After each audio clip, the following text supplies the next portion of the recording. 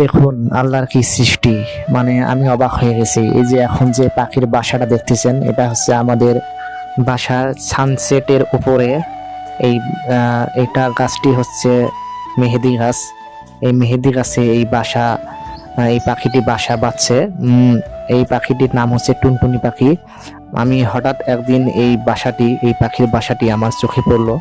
আমি অবাক হয়ে গেলাম যে কি ব্যাপার, এই পাখিটি আবার কি পাখি। আমি ভাবছিলাম হয়তো বা বাবুই পাখি হবে, কিন্তু পরবর্তীতে আমি দেখি যে এটা আসলে বাবুই পাখি না, এটা হচ্ছে টুনটুনি পাখি। আপনারা অবশ্যই চেনেন টুনটুনি পাখি কি রকম, আপনারা অবশ্যই চিনে থাকবেন।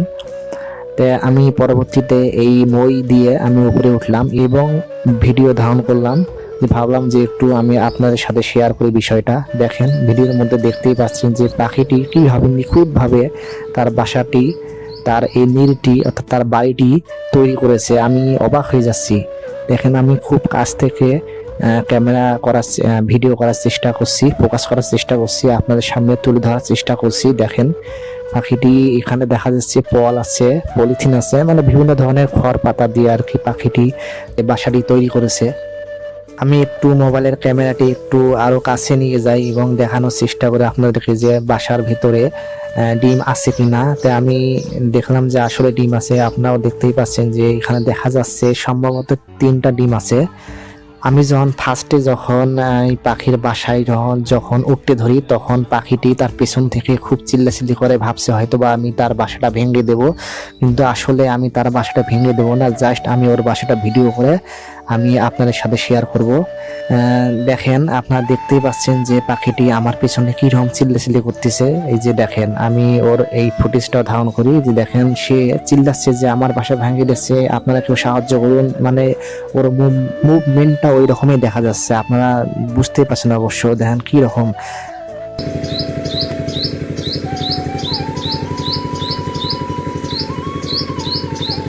আসলে বাসার প্রতি কার না মায়া থাকে, সে কতই না কষ্ট করে এই বাসাটি বাঁধছে, তৈরি করছে। আর এখন যদি আমরা ওটা ভেঙে দিই তাহলে তো ওর অনেক কষ্ট হবে। আর এটা তো মানুষের কোনো কাজ না। যারা পাখির বাসা ভেঙে দেয় তাদের মধ্যে আসলে কোনো মনুষ্যত্ব বোধ নেই, তারা আসলে মানুষ নামে অমানুষ।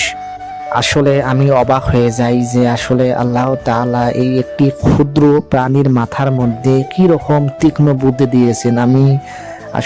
আমি এই পাখির বাসাটা দেখে ভিডিও ধারণ না করে আমি পারলাম না যে একটু ভিডিও করে আমি এই বিষয়টা সবার সাথে শেয়ার করি।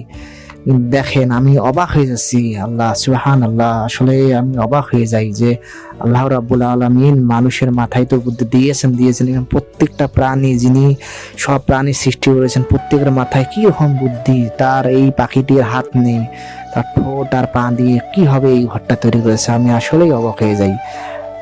আমরা এমনও মানুষ আছি যে আসলে যে একটি পাখির বাসা দেখলেই ভেঙে দেয়। আমাদের স্বার্থের উপর, মানে আমরা স্বার্থের জন্য এই পাখির বাসাটি ভেঙে দেয়। আসলে আমাদের উচিত সে পাখির বাসাটি যে এত কষ্ট করে তৈরি করেছে, সেখানে বাচ্চা আছে কিনা, ডিম আছে কিনা, আগে বাচ্চাটি ডিমগুলো ফুটিয়ে বাচ্চা বের হওয়ার পর্যন্ত চলে যাবে বাচ্চা, তখন কিন্তু পাখি তার এই বাসাটি ছেড়ে নিয়ে ঠিকই চলে যাবে। আমাদের অতদিন পর্যন্ত অবশ্যই একটু ধৈর্য ধরে থাকা উচিত আমাদের মানুষ হিসাবে। যাই হোক, আমাদের প্রত্যেকের উচিত যে পাখির প্রতি ভালোবাসা এবং সব প্রাণীর প্রতি ভালোবাসা দেখানো। সবাইকে ধন্যবাদ। আসসালামু আলাইকুম।